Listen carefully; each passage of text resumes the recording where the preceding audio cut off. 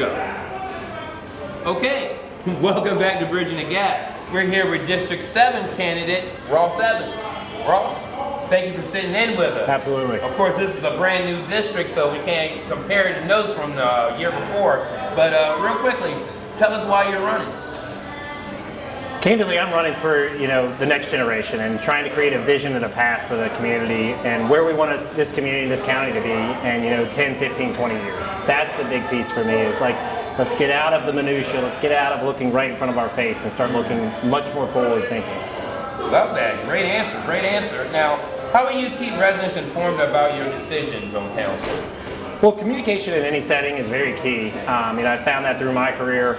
And there's many avenues for communication, but it's just being willing and able to get out there and make yourself available, whether it's via email. There's so many different technology pieces that we can utilize these days. Many different things are good with me, but my biggest thing is, hey, email, phone calls. Like, we will have ways to get access and to reach out to folks. And that's one of my biggest things and my strategies right now is getting out to the community members and having conversations with stakeholders, whether it's individual citizens or people I have respect for, or business owners. That's really one thing right now for me is like, hey, I will never claim to be the smartest person in the room. You've got to go out as a leader and go find the folks that are dealing with these issues day in, day out, to be able to figure out where do we need to focus our resources, where do we need to be focusing. And so that's a big piece right now. I'm doing it as part of my campaign, is just getting out there and communicating in various different formats to be able to get the intel from those that are truly being affected day in, day out by county issues.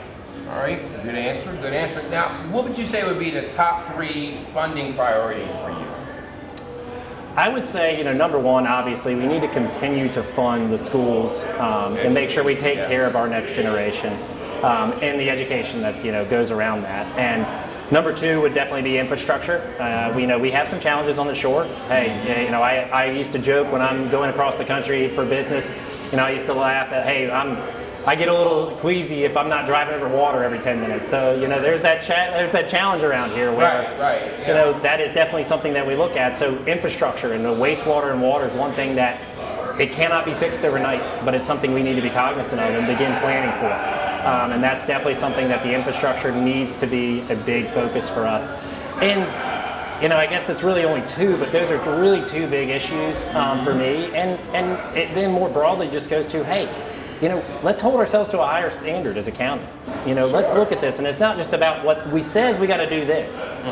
That's fine. Let's go above and beyond. That's how I felt like I've been successful professionally. Is standards here, but we're going to hold ourselves to something higher than that. Wow. And then that's how you make a greater impact with folks. Never cap yourself too low there. Exactly, and always be reevaluating. Complacency is a very dangerous thing, and I think that we need to continually keep looking to set the bar higher for ourselves as a county, and doing things that really make it so that we're more attractive for solid families to come here and choose to live in Wicomico. It's a very unique district and a unique county that we have because geographically we're in a predicament.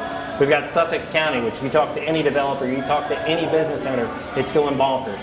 You've got Worcester County, and everybody's, well, they have the beach, they're always going to have the beach. But there are levers we can pull that I believe we should be looking at pulling in the future for this county to make it more competitive and draw people back to Wicomico County, like what drew my family here in the mid-'80s and why I was born and raised here.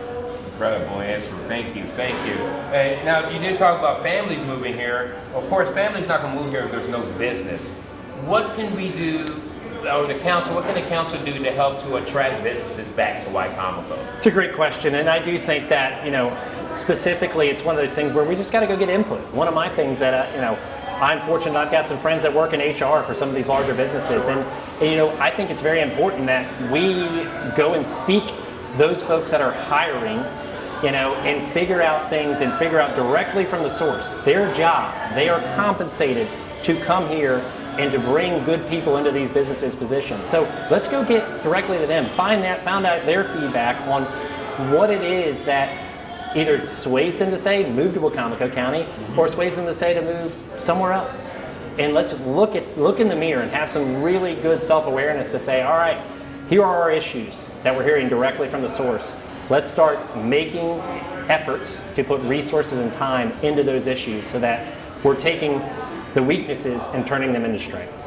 And so there are other levers as well, but creating an environment that makes it so that businesses are like, this is a great place to live, has got to be it. And yeah, there are things we can do, and you know, it's one of those things that, again, you can't just pull the faucet, turn it on or off. It's something that's got to be much more forward thinking, and that's exactly planning. planning. You can't, you know, we want to sit there and say, hey, you know, I want summer 9 months out of the year. Like, you know, let's be realistic and let's look at this and say, okay, here are levers we realistically can pull. Some of them that we can make an immediate impact. Some of them are going to be a 5, 10, 15 year picture. But looking broader, not being worried about yourself, but being focused on the county is my biggest mission in running for this office, is that it's not about me, which the self-promotion of running for office is very, makes me very uneasy, if I'm being candid with you.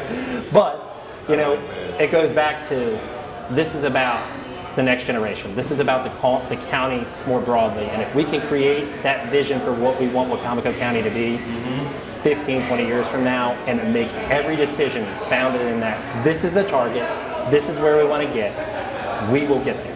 One little small step at a time. Wow, wow. Wow, well, I mean, I don't have any more questions here right now, but I would love to have you in studio to definitely have a full interview. But Ross, that was good. That was good. I'm looking forward to talking more with you. Really appreciate it. Yeah, Really yes. appreciate Was there it. anything that you'd like to say before, I mean, we conclude this? My biggest thing is, hey, you know, the November elections for us, obviously no primaries in District 7 for the county council seat, but, you know, it's a long cycle, and just, you know, be out there in the community and do, you know, do what you would do for others. You know, the golden rule is really big for me, and that's one of those things. Hey, we got to have folks that continue to put the greater good of the county at the forefront, and that's really where I'm at. Let's create that vision. Let's always think about the county first in every decision and everything we do. I'm going to attach a scripture before we leave. Without the vision, the people perish. You seem to have a vision. Stick to it. Very much appreciate it. All right, appreciate you. This is Bridging the Gap. We'll be back.